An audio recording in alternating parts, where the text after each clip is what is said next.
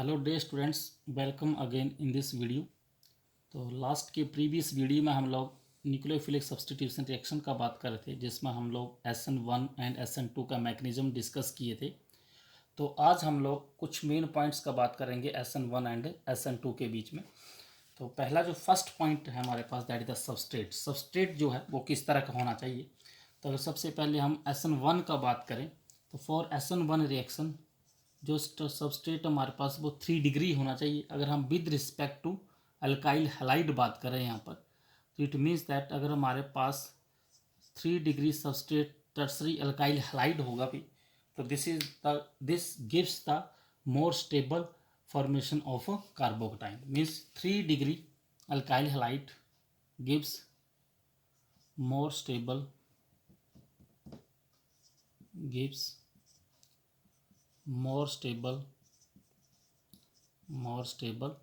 carbocation, because we know that the rate of SN1 reaction is directly proportional to stability of a carbocation. Now for SN2 के लिए अगर हम बात करें तो SN2 के लिए जो हमारे पास है यहाँ पर, that is unhindered substrate is required. Means alkyl halide के विद रिस्पेक्ट टू में बात करें हम लोग तो से एज CH3X CH3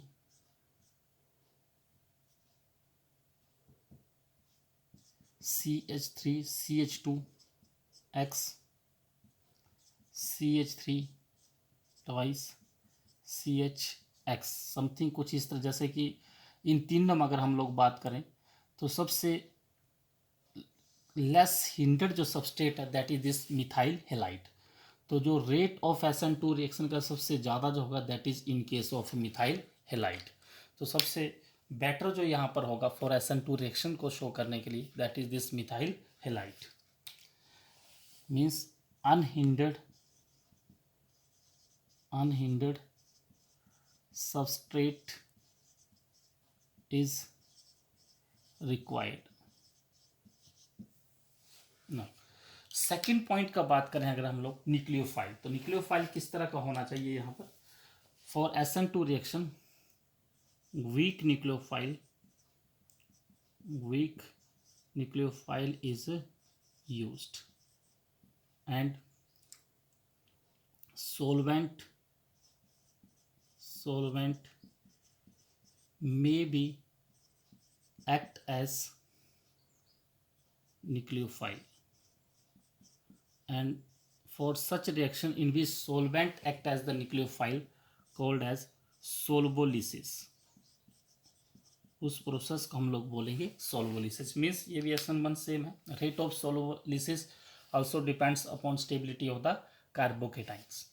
और नेक्स्ट अगर हम बात करें यहाँ पर तो for SN2 strong nucleophile is required. Strong nucleophile is required. Third point की बात करते हैं हम लोग, तो third point that is the solvent. Solvent कैसा होना चाहिए for SN1 reaction. Polar protic solvent used. Polar protic solvent से एज एग्जाम्पल की अगर हम लोग बात करें water and alcohol, these are the polar protic solvents. और यहाँ पर बात करें हम लोग for SN2 reaction polar aprotic solvent used. Polar aprotic solvent का मतलब क्या है यहाँ पर, DMF dimethyl formamide and DMSO dimethyl sulpho oxide.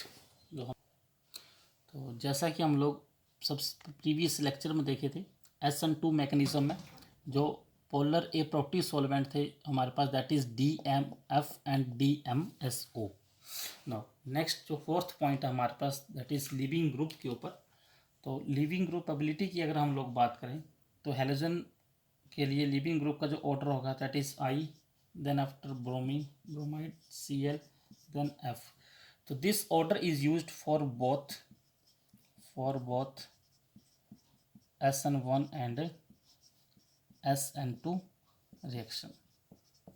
Means चाहे हम SN1 का बात करें चाहे हम SN2 का बात करें, तो जो वेटर लिविंग ग्रुप होगा वो iodide is the better, iodine is the better leaving group, then bromide, then chloride, then fluoride.